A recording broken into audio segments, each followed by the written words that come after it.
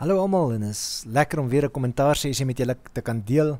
En ek begin hierdie sessie met hierdie pragtige foto van Josef van hierdie spinnekop wat in sy web is, en al wat ek van hierdie foto kan sê is die agtergrond wat pikswart gemaak is. Josef, ek weet nie of jy 'n swart karton of 'n ding gebruik nie, maak laat die spinnekop absoluut uitstaan, dat ons dan die goed kan sien wat 'n mens graag wil sien, dis kleur en kontras en net die helderheid, die spinnerak wat mens kan sien en so. So ek dink 'n lekker foto. Dis jammer die ou het nie 'n perfekte spinnerak daar nie, maar daan kan 'n mens niks doen nie. En as ek nou so kyk, probeer ek oogkontak bewerkstellig. Ek dink is 'n ongelooflike interessante foto.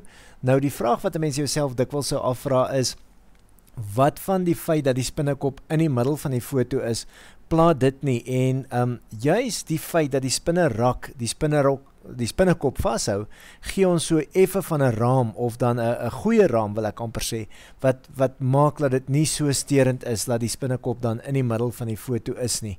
So onthou gerus, mens kan die reël so nou en dan breek, en ek gaan dan nou oor nog van hierdie klein goggaatjie foto's praat.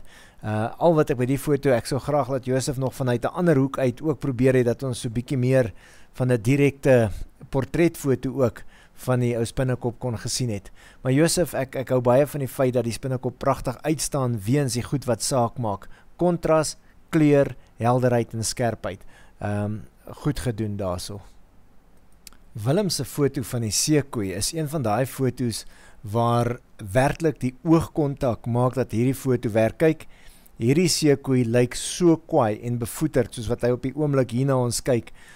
En daai oogkontak, daai water, daai drama, is wat hierdie foto ook goed laat werk. Weereens 'n foto waar ons baie interessant uitshalwe kan kyk na die seekoei is in die middel, maar let op die reël van derdes, wat eintlik perfek werk. Willem, ek weet nie of jy het reg gekry of jy die seekoei gevra het om vir jou te poseer nie, maar kyk dat die oë in die eerste derde van 'n lyn lê, die neusgate lê in die onderste derde. Met ander woorde, as jy die foto in derde lyne opbreek, 'n lyn hierso en 'n lyn hierso, dan lê ons presies in die lyne van derdes, lê die oë en neusgate omtrent.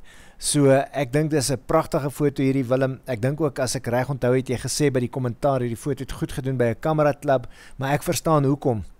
So dikwels sien ons die gewone seekoei foto van die seekoei wat onder die water lê, of wat ook al. Hierdie foto sê vir my, hierdie seekoei is besig om vir die fotograaf te kyk, en ek weet nie hoe ver hy van hom af is en of die agterdrade is nie, maar hierdie seekoei sê vir my, as jy nie agterdrade is nie, sorg dat jy vinnig agterdrade, as drade jou gaan help kom. Lekker drama, maak dit 'n lekker natuurfoto. Geluk met hierdie ene, Willem.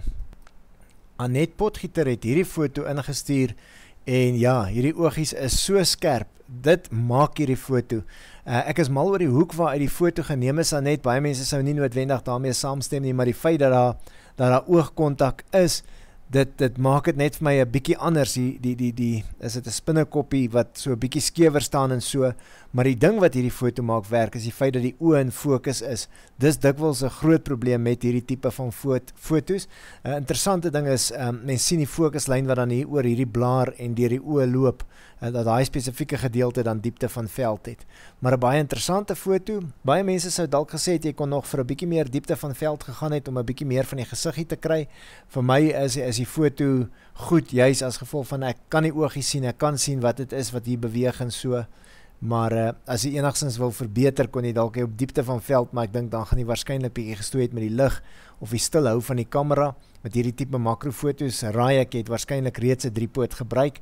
En onthou gerus, as jy die kamera baie stil moet hou, Annette, jy dit dalk gedoen, ons kry 'n afstandsbeheer, sodat jy nie fisies met jou vinger op die kamera hoef te druk nie, of baie dikwels kan ons die kamera se self-timer gebruik. Maar 'n baie interessante ene, en Annette, dit wys lekker skerp daar op die oogies. Geluk met hierdie ene. Hierdie foto van Ilse wys net daarop dat 'n mens baie keer in fyn detail besonderhede kan kry wat vir jou 'n unieke foto kan skep. Ilse het met hierdie foto gewerk, en sy sê sy die goud in Picasa probeer behou daarso. Ek vind dit baie interessant. Ek sien ook, jy het opgemerk dat die reël van derdes maak dat hierdie foto werk. Ek dink as die goue stuk presies in die middel was, sou dit nie so lekker gewerk het nie.